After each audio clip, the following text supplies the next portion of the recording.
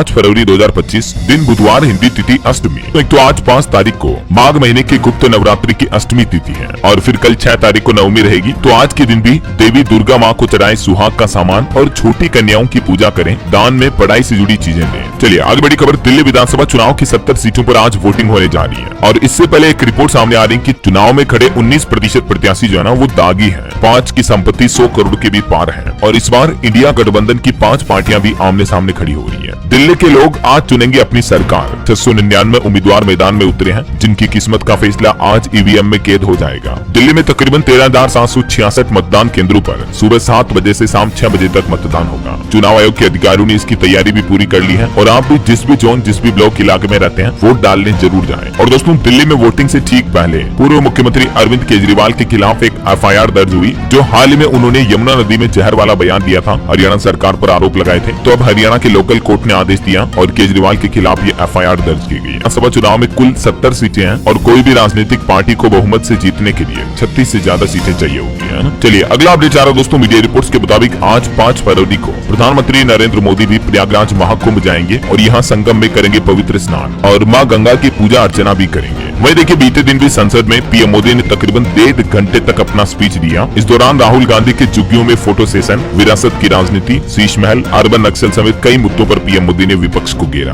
प्रधानमंत्री ने संसद में बताई 3D की ताकत, कहा कि विकसित भारत का सपना कोई सरकारी सपना नहीं है, बल्कि ये हर एक देशवासी, हर एक नौजवान युवा का सपना है। वहीं पीएम बोले कि हमने बजट में भी न्यूक्लियर सेक्टर खोल दिया है। संसद में AI यानी आर्टिफिशियल इंटेलिजेंस और रक्षा क्षेत्र के मुद्दों पर भी पीएम मोदी ने अपनी राय रखी। वहीं देखिए दोस्तों, लोकसभा सदन में संसद में गूंजा आदिवासी बच्चों को बेचने का मुद्दा। हाल ही में भास्कर ने इसका खुलासा किया था, तो सांसद राजकुमार रोत बोले कि सैकड़ों आदिवासी बच्चे आज गिरवी रखने को मजबूर हैं। खास करके राजस्थान के आदिवासी इलाकों में बच्चों के गरीबी के कारण को लेकर भी ये लोकसभा में मुद्दा उठा। विधानसभा चुनाव से पहले अरविंद केजरीवाल ने चुनाव आयोग पहुंचकर अपनी कुछ मांगे भी रखी है। वो बोले कि भाजपा और दिल्ली पुलिस गुंडागर्दी कर रही है, इलेक्शन कमीशन ने दबाव बनाने की बात भी कही थी। संसद के सदन में अखिलेश यादव ने महाकुंभ हादसे पर भी मौन रखने की मांग की। बोले कि डिजिटल कुंभ कराने वाले मौत के आंकड़े नहीं बता रहे हैं। हेमा मालिनी बोली कि बड़ी घटना नहीं थी। महाराष्ट्र में जो अभी जीबी सिंड्रोम फैल रहा है, उसके 163 मामले सामने आ चुके हैं। 21 मरीज अभी भी गंभीर हालत में वेंटिलेटर सपोर्ट पर हैं। 47 मरीज आईसीयू में भर्ती है। अकेले पुणे में ही 86 केस है इसके।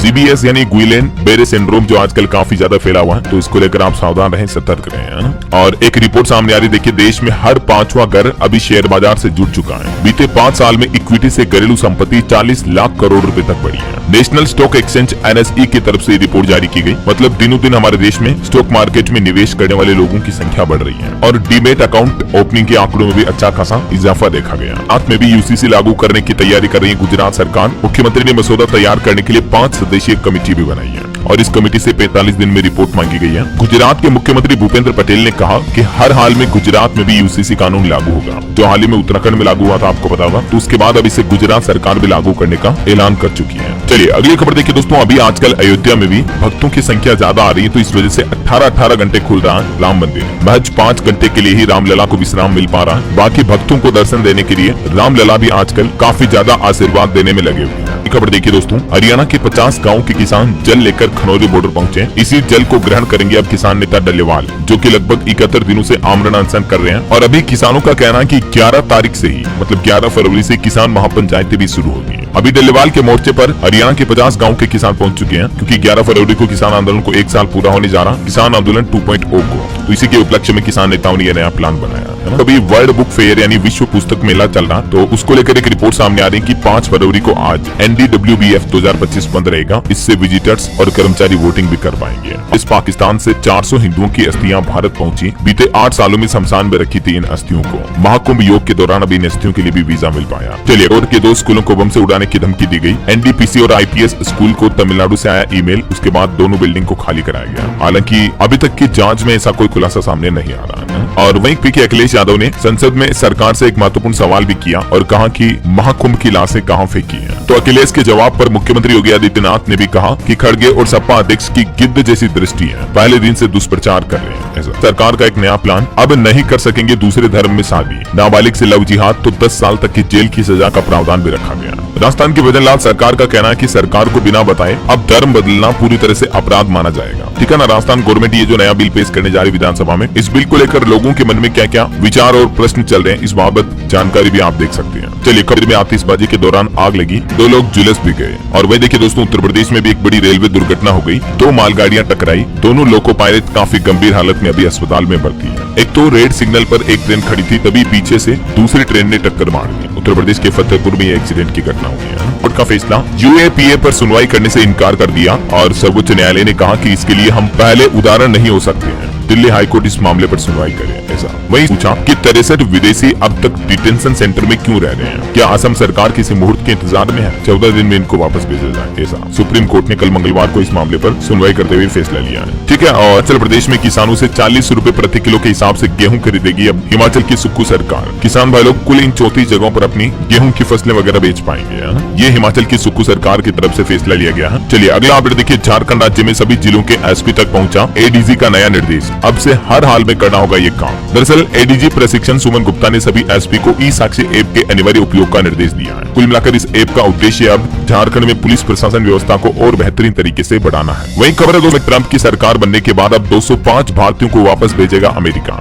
जो कि अवैध रूप से यूएस में रह रहे थे। यूएस मिलिट्री प्लेन अमृतसर के लिए भी रवाना हो चुका है। तो अमेरिका से डिपोर्ट 205 भारतीय आज अमृतसर एयरपोर्ट पहुंच जाएंगे। इमिग्रेशन बैकग्राउंड चेक होगा, क्रिमिनल निकले तो एयरपोर्ट पर ही गिरफ्तारी की जाएगी। ऐसा अमेरिका ने जैसे चाइना पर टैरिफ बढ़ाया, तो अब चीन ने भी अमेरिका पर 15% टैरिफ लगा दिया। इसमें कोयला, एलएनजी वगैरह शामिल है। ट्रंप ने ड्रैगन पर 10% टैरिफ लगाने का ऐलान किया था, तो उसके बाद चाइना ने भी अमेरिका पर 15% टैरिफ लगाने का फैसला किया है। पंजाब में देखिए, डीजीपी बोले कि आईएसआई बिगाड़ रही है राज्य का माहौल, 10,000 पुलिस कर्मियों की भर्ती होगी, 23,000 सीसीटीवी भी लगाए जाएंगे। और पंजाब लुधियाना में हाईटेक जेल भी लगाई गई है। मुख्यमंत्री के संग मीटिंग भी हुई। इधर हरियाणा में देखिए, मुख्यमंत्री नायब सिंह सैनी ने पीएम मोदी को बताया स्पाइडरमैन, बोले कि देश हरियाणा में विकास का जाल बिछाया, फिर भी विपक्ष ने मोटा चश्मा पहना हुआ था। चलिए में देखिए, ईडी ने कुर्की 50 करोड़ की प्रॉपर्टी फर्जी दस्तावेज बनाकर इस प्रॉपर्टी पर लोन भी लिया हुआ था। तो गुरुग्राम के 2 फ्लैट कब्जे में ले लिए गए हैं। बैंक से धोखाधड़ी करने के भी आरोप लगे हैं। चलिए अगला अपडेट देखिए, महाराष्ट्र के मुख्यमंत्री देवेंद्र फडणवीस बोले कि राहुल गांधी ने महाराष्ट्र का अपमान किया,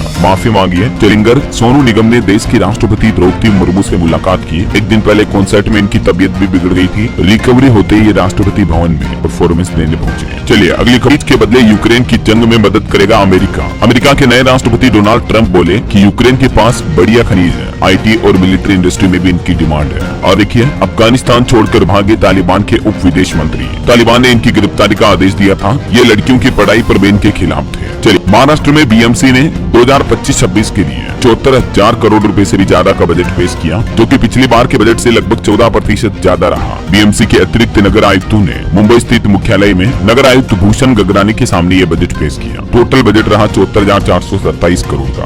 बहरहाल अभी तक उनकी खबरें देखेंगे दोस्तों अपन, लेकिन फिलहाल वक्त तो चला है आज की ताजा मौसम समाचार जानने का। सब्सक्राइब करके बेल आइकन जरूर दबा दीजिएगा और एक लाइक और शेयर भी जरूर कर देना। तो देखिए, राजस्थान उत्तर प्रदेश समेत 9 राज्यों में बारिश का माहौल देखा गया। झारखंड में तापमान 33 डिग्री के पार चल रहा है। 8 फरवरी के बाद फिर से बदलेगा मौसम। देखिए कुछ बीते दिन मौसम के अपडेट। राजस्थान उत्तर प्रदेश समेत 9 राज्यों के 20 जिलों में बारिश का माहौल देखा गया। हालांकि अभी तापमान कई राज्यों में काफी ज्यादा चल रहा है, जैसे मध्य प्रदेश, झारखंड में तो 34 डिग्री तक पारा पहुंच चुका, मतलब गर्मी जैसे हालात महसूस हो रहे हैं। हालांकि अभी भी उत्तर भारत में जम्मू कश्मीर, लद्दाख, उत्तराखंड में बारिश के साथ साथ हिमाचल प्रदेश के ऊंचे पहाड़ी इलाकों में बर्फबारी भी देखने को मिल रही है। चलिए, कुछ राजस्थान में जयपुर समेत 6 जिलों में सुबह सुबह हल्की बारिश हुई। देर रात उदयपुर, अजमेर, सिरोही, सवाई माधोपुर में भी बूंदाबांदी देखी गई। रात से राजस्थान में सर्दी बढ़ने की भी संभावना है। इधर मध्य प्रदेश में देखिए, दिन काफी गर्म चल रहे हैं। पहली बार एमपी का तापमान 34 डिग्री के पार पहुंचा। भोपाल, इंदौर समेत 14 शहरों में मध्य प्रदेश में तापमान 30 डिग्री से भी ज्यादा चल रहा है। हालांकि मौसम विभाग का कहना है कि 2 दिन के बाद ये तापमान में थोड़ी गिरावट देखने को मिलेगी। इधर उत्तर प्रदेश में देखिए दोस्तों, मौसम बदला। 6 जिलों में बारिश हुई, ठंड फिर से लौटी।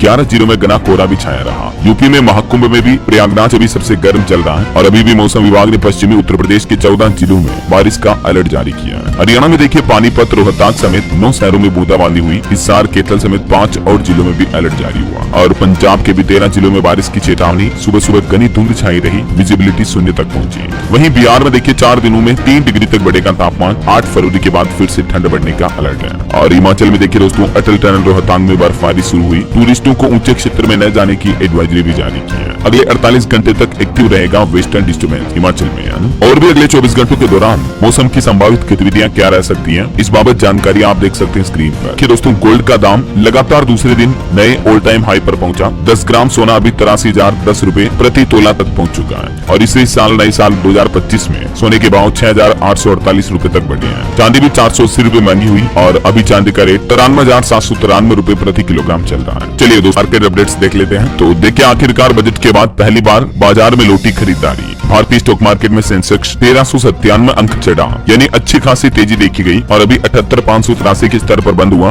निफ्टी भी लगभग 450 अंक तक चढ़ा है। कुछ कंपनियों के नतीजे देखिए आप। तीसरी तिमाही में टाटा पावर को 1188 करोड़ का मुनाफा हुआ। और खबर है, ओला कंपनी भी अपने AI वेंचर में 2000 करोड़ का निवेश करेगी। कंपनी के फाउंडर भाविश अग्रवाल ने अनाउंसमेंट की है। वहीं का मुनाफा 23% कम होकर 1110 करोड़ रुपए रहा। और स्टॉक लिस्टिंग पर खबर है, डॉक्टर अग्रवाल हेल्थ केयर के शेयर की 402 पर फ्लैट लिस्टिंग हुई है। ओके, और देखिए खेल समाचार पर खबर, भारत पाकिस्तान मुकाबले के टिकट मिनटों में बिक गए। 23 फरवरी को मुकाबला होना है। चैंपियंस ट्रॉफी में भारत के सभी मैचों के टिकट सोल्ड आउट हुए।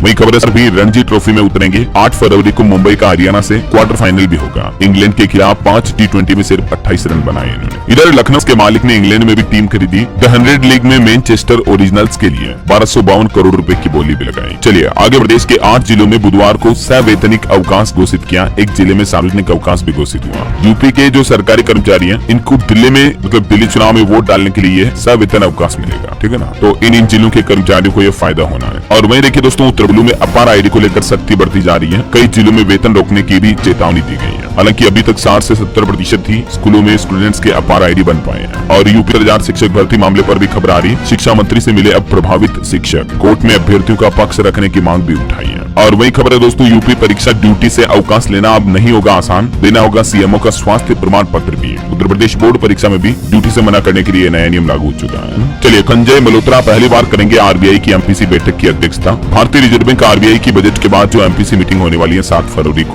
देश भर के मार्केट एक्सपर्ट की निगाहें भी इस पर हैं कि इसमें भारतीय रिजर्व बैंक ब्याज दरों में कटौती का ऐलान कर सकता है।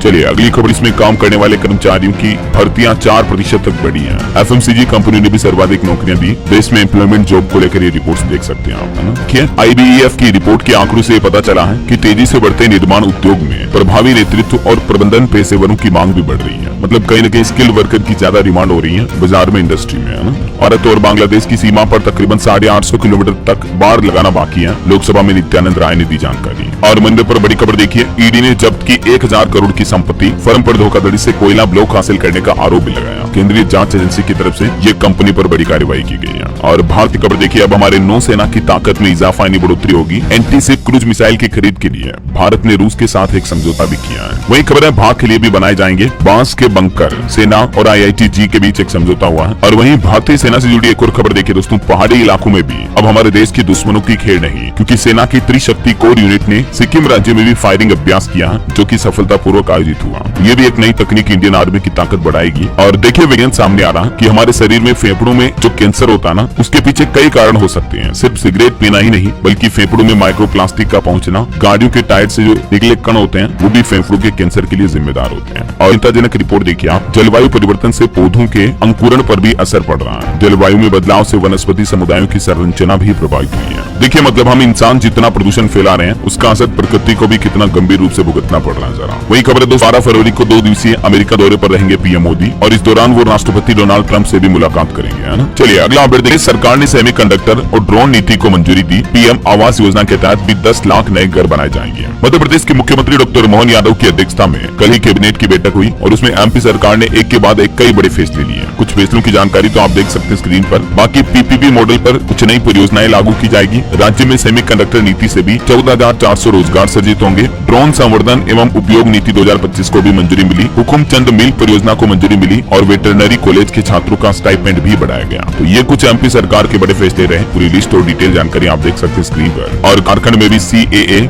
UCC, NRC को खारिज करने का प्रस्ताव पारित हुआ। झामुमो ने उठाया बड़ा कदम। झारखंड की हेमंत सोरेन सरकार की तरफ से ये फैसला लिया गया। और वही कस्टडी की दरें और स्लैब घटेंगे या बढ़ेंगे, जीएसटी परिषद इस पर जल्द ही अगला फैसला लेगी। वित्त मंत्री का कहना कि अभी जीएसटी में 4 स्लैब हैं, 5, 12, 18 और 28%। तो काफी चीजों पर आपको अगली जीएसटी काउंसिल मीटिंग में बदलाव देखने को मिल सकते हैं। विधानसभा में पास हुआ प्रस्ताव, देश भर में जातिगत सर्वे के लिए केंद्र सरकार से की जाएगी अपील। और खबर दिव्यांग कैंडिडेट्स परीक्षा देने के लिए स्क्राइब ले सकते हैं। सुप्रीम कोर्ट की तरफ से निर्देश जारी किया गया सभी दिव्यांग स्टूडेंट के लिए। स्क्राइब का मतलब होता है परीक्षा में लिखने के लिए एक अलग से लेखक रख सकते हैं अपने पास दिव्यांगता के स्टूडेंट है। और खस्त्र के सरकारी दफ्तरों में मराठी भाषा अनिवार्य होगी। नोटिस और निर्देश भी इसी भाषा में जारी करने होंगे। उल्लंघन करने वालों पर एक्शन भी लिया जाएगा। और वहीं झारखंड में स्टार्टअप को लेकर मुख्यमंत्री हेमंत सोरेन काफी गंभीर है। 4 फरवरी से ऑनलाइन आइडिया भी दे सकेंगे प्रतिभागी। झारखंड सरकार की तरफ से स्टार्टअप को बढ़ावा देने के लिए ये नया ऑनलाइन प्रोग्राम शुरू किया जा रहा है। राज्य में नई झारखंड स्टार्टअप नीति 2023 भी लागू हो चुकी है। चलिए खबर आ रही है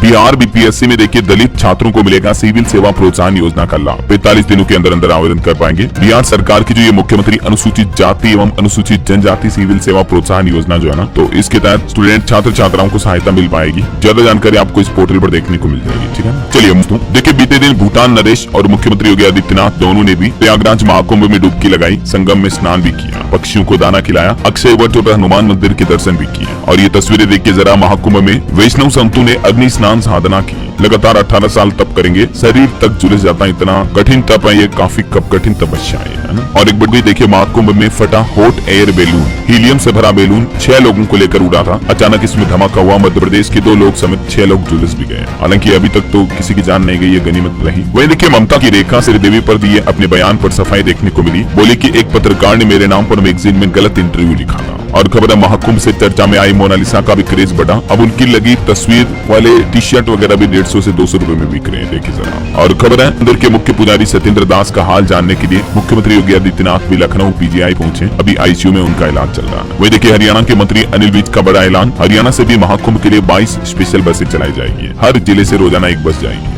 और खबर है दोस्तों भी केट अलायंस लागू हुआ। भारत समेत दुनिया के 27 देश इसमें शामिल हुए हैं। ज्यादा जानकारी आप देख सकते हैं। और खबर है टेल हैकेथॉन चैलेंज की घोषणा हुई। वेब्स 2025 लाइव प्रसारण में गलत सूचना से निपटने के लिए एआई संचालित समाधान करेगा पेश। और खबर आ रही कि भारत में 300 से ज्यादा मोबाइल विनिर्माण इकाइयां हैं। निर्यात भी 1.25 लाख करोड़ से भी ज्यादा पहुंचा भारत में मोबाइल फोन का। वही खबर है नारियल के उत्पादन में भी आज हमारा भारत नंबर 1 है। केंद्रीय कृषि मंत्री ने कहा कि किसानों की आय बढ़ाना ही हमारी प्राथमिकता है। केंद्रीय मंत्री अश्विनी वैष्णव ने भी कहा कि भारत ने पिछले 10 वर्षों में मोबाइल और इलेक्ट्रॉनिकी विनिर्माण के क्षेत्र में महत्वपूर्ण प्रगति हासिल की है। चलिए दोस्तों कुछ स्टेट में स्थान बोर्ड एग्जाम टाइम टेबल में संशोधन हुआ। 10वीं की 1 अप्रैल और 12वीं की 4 अप्रैल को होने वाली परीक्षाओं में बदलाव हुआ है। और खबर है राजस्थान आरपीएससी में भी SC/ST को 5% की छूट मिलेगी। यूनिवर्सिटी के कुलपति अब कुल गुरु कहलाएंगे। और डेटा सेंटर से 20,000 करोड़ के निवेश का टारगेट भी रखा है। राजस्थान की भजनलाल सरकार ने कैबिनेट बैठक में ये कई अहम फैसले लिए। कुछ और बैठक के निर्णयों की जानकारी आप देख सकते हैं स्क्रीन पर। इसके अलावा राजस्थान में भजनलाल सरकार ने 4 पॉलिसी को भी मंजूरी दी है।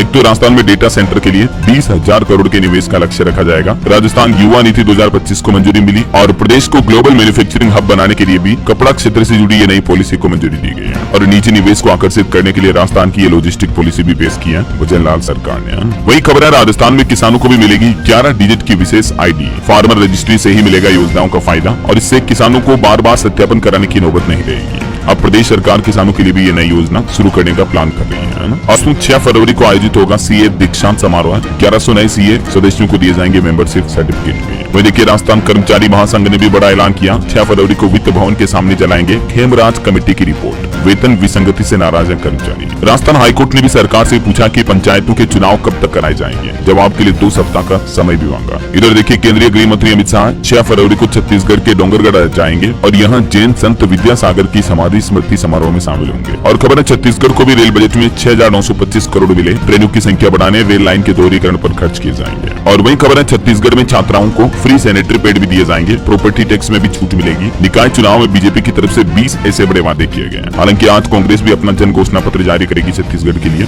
और देखिए छत्तीसगढ़ रायपुर में मेडिकल कॉलेज की सीटें भी बढ़ी है। वही खबर है छत्तीसगढ़ में दूसरा नाइट लैंडिंग एयरपोर्ट भी होगा चक्कर भाटा। यहाँ नाथ में भी अब विमान उतर पाएंगे। चलिए उत्तर प्रदेश में देखिए आप 557 करोड़ से होंगे विकास कार्य नगर निगम 15वें वित्त से करेगा खर्च। और खबर है लखनऊ में आवासीय घरों में कॉमर्शियल एक्टिविटी पर रोक रहेगी। एलडीए ने ट्रैफिक समस्या को देखते हुए उठाया कदम। वहीं देखिए झांसी में गरीब रथ एक्सप्रेस से पकड़े अवैध टेंडर, वर्दी पहनकर चला रहे थे ट्रेन, साइड वेटिंग भी की। और यूपी हाईकोर्ट का कहना कि रेगुलर नहीं होने वाले कर्मचारियों को मुआवजा देने का आदेश दिया। हाईकोर्ट ने कहा कि कानूनी लड़ाई में उम्र सीमा पार कर गए यात्रियों को मुआवजा देना ही एकमात्र विकल्प है। वहीं खबर देखिए झारखंड की राजधानी रांची के ब्लड बैंकों में कई ग्रुप का एक भी यूनिट खून उपलब्ध नहीं है। सदर में केवल 55 यूनिट शेष बचा है। झारखंड की राजधानी में एक बार फिर से खून की कमी देखी जा रही है। और खबर है दोस्तों हरियाणा में निकाय चुनाव की घोषणा हुई, ट्रांसफर टेंडर पर रोक रहेगी। हरियाणा के हिसार, रोहतक समेत 7 निगम, 33 पालिका परिषदों के साथ वोटिंग होगी। पानीपत की अलग से वोटिंग होगी। ये हरियाणा निकाय चुनाव की 2 तारीखें आप देख सकते हैं। पानीपत में 9 मार्च और काउंटिंग होगी 12 मार्च को। और खबर है हिमाचल में एसएमसी शिक्षक करेंगे हड़ताल, 21 फरवरी से सचिवालय के बाहर धरना देंगे, बोले कि सरकार इन्हें नियमित नहीं कर रही है। और हिमाचल में बिल पर भी अब आपको मिल्क और एनवायरमेंट सेस देना पड़ेगा। 300 यूनिट बिजली पर 30 रुपए अतिरिक्त चुकाने होंगे। राज्य के तकरीबन 25 लाख से भी ज्यादा कंज्यूमर उपभोक्ताओं को बड़ा झटका लगने वाला है। और खबर है दोस्तों उत्तराखंड आ सकते हैं। उत्तर प्रदेश के मुख्यमंत्री योगी आदित्यनाथ 6 फरवरी को अपने पैतृक गाँव में भतीजी की शादी में शामिल होंगे। और उत्तराखंड में जो अभी 38वें राष्ट्रीय खेल चल रहे हैं, इसमें भी ग्रीन गेम्स का मैसेज कुछ यूं देखने को मिला। 3.5 हेक्टेयर